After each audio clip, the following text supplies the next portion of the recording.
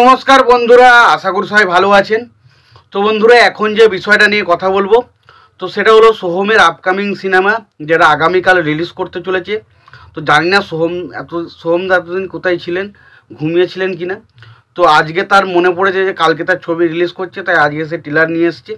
এবং টিলারটা আমি দেখেছি অনেক আগেই, বাট রিভিউটা আমি অনেক পরে করছি।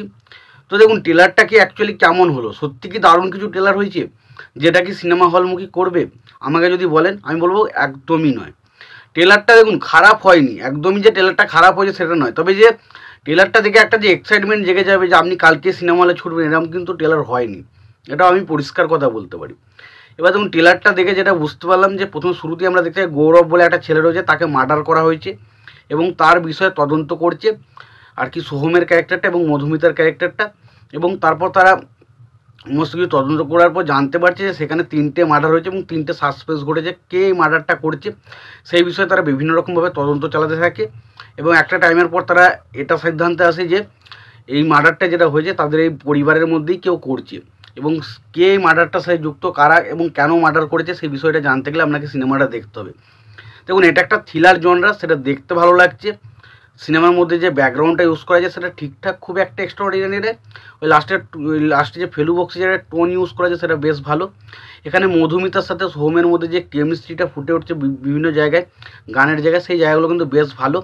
এবং সোহম চক্রবর্তীকে অ্যাকশানে যে দারুণ কিছু লাগছে সেটা বলবো না, অ্যাকশানগুলোকে ঠিকঠাক লেগেছে। দেখুন অ্যাকশান এই মুহূর্তে যে আমরা দেখে ফেলেছি এবং যেভাবে দেখেছি, সোহমকে অ্যাকশানেতে বিশাল সুটেবল লাগছে না। সোহমকে একটা টাইম কিন্তু মোটামুটি যখন রুগা পাতলা ছিল তখন দেখতে হেভি লাগতো, বাট সোহমের যবে থেকে শরীরটা মোটা হয়ে গেছে না, তবে থেকে সোহমকে কিন্তু খুব একটা আর ভালো লাগে না দেখতে। তো যতই আমি হয়তো বলতে পারি যে সোহমের বিশাল কিছু লাগে, সেটা কিন্তু নয়। এবং এই ছবিটা যে গল্পটা আমাদের মধ্যে দেখানোর চেষ্টা হচ্ছে, এই ধরনের গল্প আমরা অনেক দেখেছি। তো আমাদেরকে যে নতুনত্ব কিছু নয়, এবং সত্যি কথা বলতে আমরা দেখে যে বিশাল এক্সাইটমেন্ট জেগে যাবে ছবিটা দেখতেই হবে, এরকমও কিন্তু মনে হচ্ছে না, এটা পরিষ্কার কথা বললাম। এবার এটাই হচ্ছে দেখার যে সোহম আগামীকাল ট্রেলার ছাড়ছে। যদি ট্রেলারটা 2-4 দিন আগেও ছাড়তো, হয়তো 10টা লোক দেখতে যেত এবং ছবিটা দেখে তাদের মধ্যে যদি পছন্দ হতো তাহলে বক্স অফিসে হিট হতো। কিন্তু ট্রেলারটায় আপনি দেখাননি এবং ছবিটা মানুষ জানেই না হয়তো এই ছবিটা এসেছে বলে বা এই ছবিটা রিলিজ করছে বলে। তো বুঝতেই পারছেন যে কী অবস্থা একটা জায়গায় চলছে।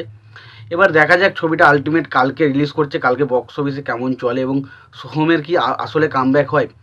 তো দেখুন আমার মনে হচ্ছে না এই ছবিটা দিয়ে কামব্যাক হবে, তবে ছবিটা ভালো হবে কি খারাপ হবে সেই বিষয়ে আমি মন্তব্য করছি না।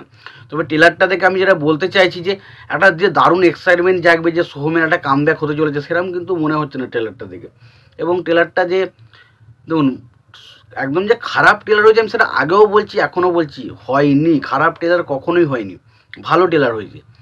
বাট সেটা কখনো একটা অন্যরকম হাইপ ক্রিয়েট করার মতো কিন্তু ট্রেলার হয়নি, আমি এটুকু বলতে পারি। এবং অ্যাকশন সবগুলো মোটামুটি ঠিকঠাক, যেটা দেখানো হচ্ছে সেটা কিন্তু বেশ মোটামুটি কমার্শিয়াল এলিমেন্টের মতো করে রাখা হওয়ার চেষ্টা করা হয়েছে, সেটা দেখতে ভালো লাগে। তবে এবার দেখা যাক সিনেমা হলে মানুষ এই সিনেমাটা দেখে কিনা।